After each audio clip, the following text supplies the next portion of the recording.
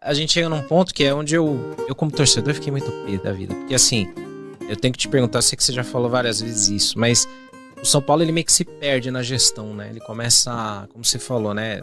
Acaba por um motivo ou outro tendo que vender, aí não consegue montar o mesmo elenco, o mesmo ambiente, decisões erradas e outras certas, ganha o tri brasileiro, e aí você passa lá um tempo no Japão, jogando lá, e aí surge uma oportunidade ali de você voltar para o Brasil, né? Que eu acho que é o ponto que muitos torcedores talvez não lembrem. Eu lembro muito bem que eu fiquei bem puto com isso aí. Mas assim, que eu falei assim, pô, São Paulo podia ter te repatriado.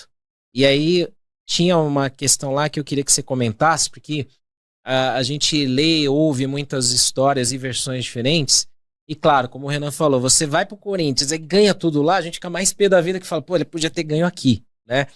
E naquela época, o São Paulo tinha algumas políticas, tinha algumas formas também de trabalhar ou de escolher voltar com alguns jogadores. Como é que foi essa volta sua pro Brasil? Primeiro você como pessoa, porque você fala, pô, vou voltar pro Brasil com a minha família, tudo, né? E aí você ter um caminho ou outro ali que às vezes não é o que você quer ou que não segue do jeito que deveria. Como é que foi essa sua volta pro Brasil? Então, eu tinha 3 anos de Kashima lá no Japão, né? Já tava meio agoniado, já tava querendo, já tava pensando em vir embora já lá para outubro, mais ou menos. Saudade do arroz e feijão. Não, eu não pensei que ele conseguisse ficar 3 anos no Japão, cara. Pô, é muito bom, que paraíso aquilo lá, hein? Pescava todo dia, morava perto do... coisa linda lá. Aí, o que acontece? Aí, outubro, mais ou menos, na época o empresário era Gilmar Rinaldi, eu falei, Gilmar, já tô pensando em voltar e tal, e meu nome começou a surgir aqui, né? Que eu ia retornar e tal, aí... Primeiro era o São Paulo, né? Se a gente for olhar, como eu saí daqui, os 3 anos que eu vivi aqui, pô, ídolo da torcida, ganhei tudo. Primeiro, São Paulo, vamos pro São Paulo, vamos conversar, e começando. As coisas já estão bem encaminhadas já para acertar, para voltar, para assinar um pré-contrato, tudo organizado. E num certo tempo as coisas começaram a se esfriar. E aí, Gilmar, não, vamos embora, eu quero ir embora, não vou renovar. Os caras, não, já tinha decidido com a Chima que eu não ia ficar, que eu ia vir embora. E a gente já organizando já para ficar. E a gente foi conversando. E o Gilmar percebeu um pouco que a conversa começou a mudar, né? E na época, já comentei disso aí, a pura verdade foi, né? Que o jogador não quis vir, foi pro rival. Às vezes depende de muita coisa. Às vezes não é só do jogador, não é do empresário. É a opção do clube, é a opção do presidente, é a opção do diretor. Tudo faz parte. Mas quem define mais é os diretores e os presidentes, né? E tem a opção de trazer ou não. E na época fizeram uma aposta, a pura verdade. Foi procurar saber como que eu tava lá, como que eu tava jogando. E optaram na época, em vez de eu vim pro São Paulo, optaram pro Carlinhos Paraíba, Marcelinho Paraíba e o Léo Lima. Que eram 3 que estavam jogando. Sim. Acho que o Léo Lima tava no Goiás. Marcelinho Paraíba não sei onde tava.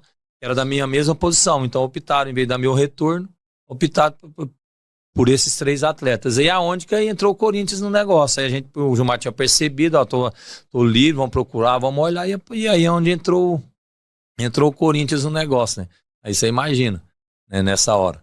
Ídolo do São Paulo, ganhei tudo no São Paulo, daqui a pouco, depois eu fiquei sabendo depois disso, né? Aí depois na hora a gente olha só o que vai acontecer, vamos organizar, vamos ver pra gente já organizar pra gente voltar. Foi aonde que a gente fechou com o Corinthians, né? Então, às vezes o torcedor fica, vai pro rival, às vezes não sabe muito das coisas, mas a verdadeira história nos bastidores foi isso aí. Era um receio seu assinar com o Corinthians por ser um rival, por isso que você falou, por ser ídolo da torcida? Você tinha esse receio de, por estar assinando aqui, talvez a galera ali não vai ficar muito contente com essa escolha? Não, eu acho que eu sou muito tranquilo, eu tenho a cabeça muito boa, sei separar as coisas, né? Eu acho que um ponto forte que eu tenho é isso.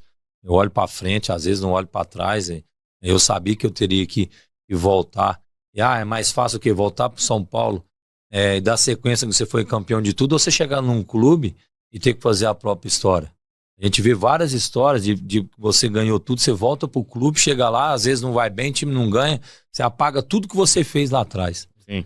Aquela imagem sua vai ficar um pouco ruim por causa disso, né? Então, eu acho que até nesse momento também, às vezes Deus sabe o que faz. As oportunidades aparecem, as decisões que você precisa tomar. Eu acho que eu vendo hoje, naquele momento ali, né? Às vezes foi o que melhor que aconteceu, né? Porque minha carreira, eu vim pra cá e comecei do zero, fazia minha história do zero.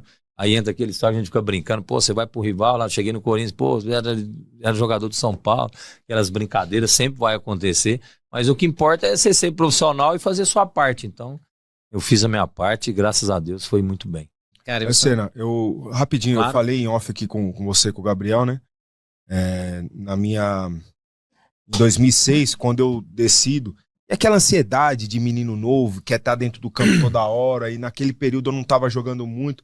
Um dos caras que eu conversei foi o Danilo, que tinha a possibilidade de eu jogar pelo Paulista de Jundiaí, que jogava Libertadores naquele ano. O Danilo falou, calma, Índio, paciência, você é novo, vai aparecer brecha, você tá no São Paulo, você tá no maior time do Brasil, e que de fato no melhor time do Brasil, o maior é. Nós éramos também o melhor do Brasil naquele período, calma, vai aparecer oportunidade e tal. Porque o que a gente fez aqui, quando você sair, na sua volta, dificilmente vai fazer de novo, certo? Então, toma cuidado e tal. E acabou que fui para outro, né? Fui pro Juventude, enfim, jogar a Série A, mas eu lembro muito bem dessa conversa que eu tive com o Danilo, né? Um cara um pouco mais velho que eu, não muito. Passou um pano pra você, hein? Passou um pano pra você mais agora, velho hein? que eu. Quem machucou quinta-feira no jogo? Aí, ó. O Lugano. E daí eu lembro muito bem que ele falou isso, né? Sem saber da história da ida dele pro Corinthians, da possibilidade de ter voltado pro São Paulo. Eu sempre lembro disso daí. Dificilmente a gente vai repetir isso daqui. Ser bicampeão da Libertadores, bicampeão mundial.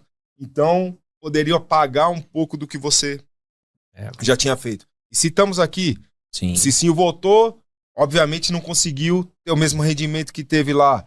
E o Cinho. O próprio Lugano voltou numa furada em 2017. Lugano, né? Um outro ídolo que também não conseguia, é difícil, né, cara? Então. O contexto era outro, né? Exato. O clube já estava num outro momento. É claro que a gente, como torcedor, claro, a gente lamenta, né? Porque jogou no rival e ganhou tudo lá, podia ter ganho aqui. Mas era um contexto diferente. A gente falou até da história do Rogério, como treinador, de voltar e a galera, às vezes, brava com os resultados, não respeita ele, né? O Zico no Flamengo foi dirigente, os caras desceram a lenha lá também. Então tem tudo isso. Mas aí, cara, eu fico imaginando, assim, abrindo um espaço aqui pra gente falar desse momento, você indo pra lá. Você vai pra lá, até você começar essa história lá no rival, tendo todo o currículo que você tinha aqui e a ligação com São Paulo, você é um dos pouquíssimos caras que a gente vê que é respeitado em duas grandes torcidas, né? Você pega o Júnior, né, que a gente falou, no Palmeiras e no São Paulo, o Amoroso, que teve passagens, o Miller, Luizão, né? Pô, são nomes grandes. E você consegue ter esse bom trânsito, né? A gente brincou, você jogou quinta, sexta no São Paulo, no evento, sábado teve o amistoso do Corinthians Masters, aí domingo você joga no Morumbi de novo, então você consegue criar esse trânsito bom. Pra você, imagino que é gratificante pra caramba, cara, apesar da rivalidade, ter duas torcidas gigantescas que te respeitam, né? Não, isso é importantíssimo, eu falei agora, né? Tem um momento quando eu jogava, quando estava trabalhando no clube, às vezes não dava por causa disso, né? O torcedor não vai entender. Agora, nesse momento que a gente tá fora, desvinculado, não tem problema algum. Acho que mais que a gente tem que ter o respeito e o carinho, né? Eu acho que a minha história ali pode passar quantos anos passar, ninguém nunca vai esquecer, né?